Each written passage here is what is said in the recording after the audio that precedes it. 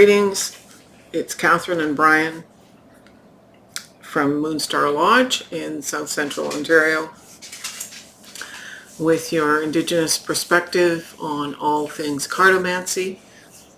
Welcome if you're new, welcome back if you're a long-time supporter. I have my coffee for this one. It's a reading for the week of December 23rd to the 29th of 2024. I'm using the same decks as I did last week. There's a celestial theme going on here. From the stars we are born, and to the stars we shall return. And so there are all kinds of nuances around inner child work with this season, family dynamics, Yule, all of these aspects come into our reading, and it's a little bit different than last week, although we are using the Cosmic Seed Tarot as the principal tarot. The other tarots I have are all majors only, and you can look up last week's video on our Facebook pages for Moonstarlodge or myself, or on Instagram, and you can see the decks that we're using. I won't review those again right now. So I'm excited to get to this reading, and I'm going to ask Brian to flip the camera. All right, so here are the 7 Cosmic Seed Tarot. These are the other decks clarifying, and this week I'm doing 2 Lenormand from the Stardust Lenormand. So we have a repeating pattern here. I think Spirit is really trying to tell us something, because we had the Wheel of Fortune last week, and it's clarified from the Wheel of Fortune from an entirely different deck. So that's kind of bold, underscore, shouting. Yeah, luck is on our side as we move into this week. It's a very harmonious, good message as I laid out the cards and looked at it. And I do that, as you know, I have rheumatoid arthritis, so shuffling and pulling cards is very spastic, and so I do it off camera. Anyway, so here we have luck, clarified by luck. Doesn't get any better than that. And the rabbit saves its foot. So knowing that we have luck, we moved into the second card, which is the 3 of Cups. So we have an opportunity between the 22nd and the 29th to do some frolic. And frolic with friends. And that's a good thing. It's a time to connect, time to get with our families. We're moving out of, with this particular reading, we have the new moon of talks with relations. So we're talking with relations and friends. It's clarified by the inner child card that says, flow with the rhythm. Get lost in the rhythm of movement today. And where there are 3 people going to frolic, this card has them actually dancing. So this is a getting out, get moving, don't sit at home, don't just binge on Netflix. Although wrestling is coming to Netflix, which is an interesting thing. Just, that's a sidebar. But frolic, get active, be out there. It's good to have alone time, and it's good to recharge batteries, but this is a way of expanding our vibration, especially the laughter and the joy. Third card here is the action, or the Knight of Coins, or Pentacles. Normally this Knight is very methodical, very mature, very capable of doing things in an orderly and realistic manner, plants the seeds. This one plants the seeds, and as I often say with this Knight, doesn't feel the need to go and rip the plants out to see if they'd started to grow or if the seed had sprouted. This is very much about moving at a reasonable pace. We're taking on the archetypal energy here of this night. We know where we're going, but we're methodically laying out our plan. It's time for fun, of course, but time to sit down and plan for the new year. So we've got this good night here, clarified by the Six of Wands. We are being told by, this is the ancestor card, that the Six of Wands is about public accolades, success, recognition, being able to be seen, that what we have done here as our knight archetype is actually going to be successful. So have no doubts that Spirit and the ancestors have our backs. The middle card of the week is the Three of Wands. So we've had the Ace of Wands in last week's reading, and so this is saying making our choices, moving forward. We're well establishing a process. We might not see that yet, but we are in a new direction that's moving well, and it's going to take some more time.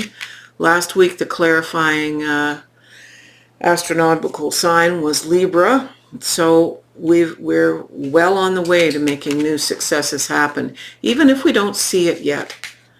This is this great eye. It's not exactly the eye of Horus, but it's the inner eye, the third eye. And even if we aren't actually making the movement, but we're making the plans here, know that you're going to see how it's, I was going to say evolving, and I heard Spirit say exploding. So it's exploding in a good way, moving forward. It will move forward quickly.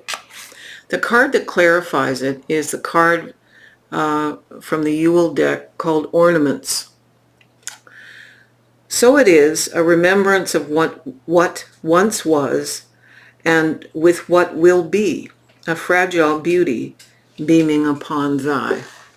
So we're looking both at remembrances of the past, but also moving forward. 3 wands, 3 candles. Interesting synchronicity there. Moving here, we have the messenger, or the page of cups. Now, the pages are like adolescents. They have good ideas. They're intellectually interested in discovery. The Cups card, this messenger, is artistic, very creative, looking at the moon here for intuition. There is a call here for some emotional maturity, and asking us for self-nurture. We have to look creatively in new ways. It's as if we're looking at this situation with the eyes of the Messenger of Cups, looking at how we're progressing and how the new year will go with fresh eyes, not jaded, tired eyes. And how do we move out of that? The clarifier here is the cathedral in the woods, making sure that with all the frolicking and partying here, we're getting some time in nature. Nature is grounding, which is part of what the night gives us, is a sense of being grounding and methodical. But recognizing that we need to get outside, we need to just take that walk on a frosty, clear morning. Nothing says clarity like the fresh air after a snowfall and the sun or the moonlight is glinting on the snow, seeing the tracks of those that call the woods their home. So it's important to balance the frivolity of the season, the past and the present, and making sure that we see with new eyes where we're going and spending time. The next card is another 3. So these are all building upon stability. and balance. This is the Three of Coins. So working with other people, connecting, building, it's definitely a growth and connection time. What each of us are working on is certainly individual, and I say that within a collective reading. The clarifier here is the High Priestess. It's about our hidden powers, reflection of ideas, sacred knowledge, using the moon and the energies of the moon to make sure that we have with this new moon, which is something of an apogee new moon. This reading ends the day after the new moon. Sorry, it doesn't. The new moon happens in the middle of the reading. But the point is here, we have the collective group energy, plus we have our High Priestess self. We can bring our High Priestess self to the work of this group. And the final two cards here, I still have these Lenormand to speak to, but the final two cards in this flow, this beautiful elder woman, and she is the world.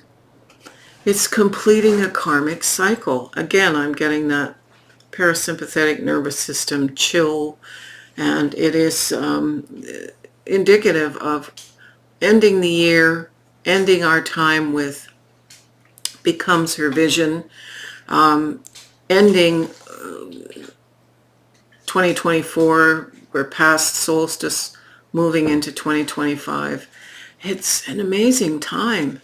And the card that clarifies it is closing door, completion. So yes, this is the completion, the last card of the major arcana, and it's the completion of a major cycle in life. So the last two cards, I didn't pull Lenormand last time, I pulled cards from the other deck. So we have the Stork, which is something birthing, something coming, and it's with the moon. Excuse me. So the moon figures dramatically in this reading.